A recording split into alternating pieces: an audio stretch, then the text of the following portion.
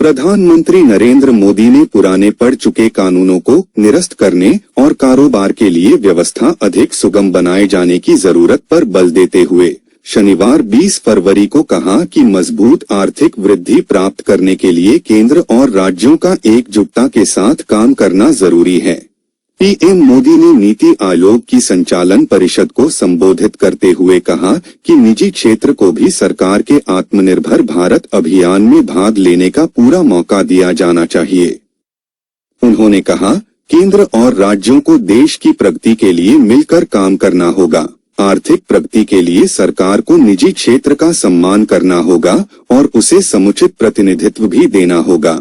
उन्होंने कहा कि इस बार के बजट का जिस तरह से स्वागत हुआ है वह इस बात का संकेत है कि देश विकास की राह पर अधिक तेजी से आगे बढ़ना चाहता है।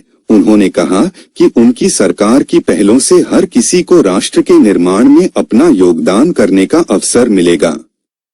प्रधानमंत्री ने कृषि क्षेत्र का उल्लेख करते हुए कहा कि तिलहन जैसे उत्पादों का उत्पादन बढ़ाने पर ज्यादा ध्यान दिया जाना चाहिए ताकि खाद्य तेल आदि के आयात पर निर्भरता कम हो। उन्होंने कहा, किसानों को दिशा देकर ही इसे हासिल किया जा सकता है। उन्होंने कहा कि खाद्य वस्तुओं के आयात पर खर्च होने वाला धन किसानों के खाते में तो जा ही सकता है। मोदी ने लोगों पर नियम कायदों के अनुपालन का बोझ कम करने की आवश्यकता भी जताई। प्रधानमंत्री ने इस संदर्भ में राज्यों से समितियां बनाकर ऐसे नियम कायदों को छांटने को कहा जिनकी नई प्रौद्योगिकी के इस दौर में कोई उपादेयता नहीं रह गई है।